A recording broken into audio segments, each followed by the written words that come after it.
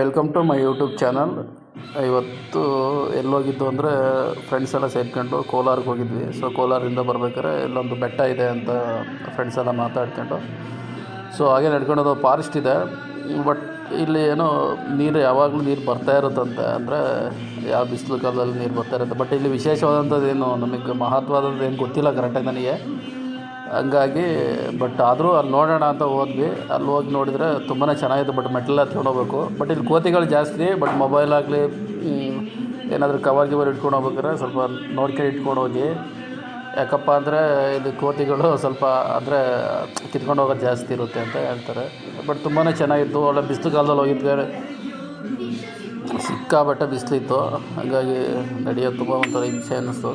ಆದ್ರೂ ಚೆನ್ನಾಗಿತ್ತು. ಬೆಟ್ಟ ಹತ್ತಿ ಒಂದು ಹಂತಕ್ಕೆ ತಲುಪಿದ್ವಿ. ಬಟ್ ಹೋಗಿ ದೇವಸ್ಥಾನ ಎಲ್ಲ ದರ್ಶನ ಎಲ್ಲ ಮುಗಿಸಿದ್ವಿ.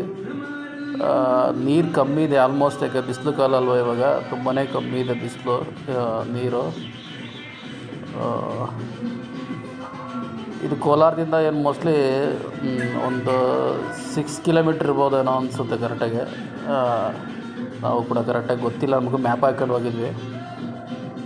ಯಾರೋ ನನ್ನ ಫ್ರೆಂಡ್ಸ್ ಹೇಳಿದರು, ಅಲ್ಲೇ ಕೋಲಾರದಲ್ಲಿ ಇರೋರೆ ಫ್ರೆಂಡ್ಸು ಫೋನ್ ಮಾಡಿ ಹೇಳಿದರು. ಸೊ ಇಲ್ಲಿ ಗಂಟೆ ಬಂದಿದ್ದೀರಾ, ಸೊ ಅಲ್ಲಿ ಹೋಗಿ ಆ ಬೆಟ್ಟ ನೋಡ್ಕೆ ಬನ್ನಿ ಅಂತ, ಒಂದು ಚೆನ್ನಾಗಿರುತ್ತೆ ಅಂತ ಫೋನ್ ಮಾಡಿ ಹೇಳೋದಕ್ಕೆ. ಸೊ ಹೊರಟ್ವಿ. ಎಲ್ಲ ತುಂಬಾ ಚೆನ್ನಾಗಿತ್ತು.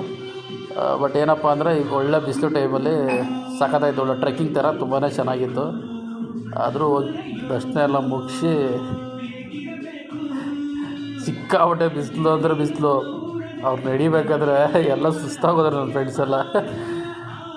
ಆದರೂ ಬಿಟ್ಟಿಲ್ಲ ನೋಡಿ. ಇನ್ನೂ ಎಷ್ಟು ಮೆಟ್ಲಿದೆ. ಆಲ್ಮೋಸ್ಟ್ ಇಲ್ಲಿ ಲವರ್ಸ್ಗಳು ಬರೋದು ಜಾಸ್ತಿ ಇಲ್ಲ ಅಲ್ಲವ ನೋಡ್ರಿ. ಎಲ್ಲ ಲವರ್ಸ್ಗಳು ಅವರು ಬಂದು ಇದು ಮಾಡಿದ್ರು.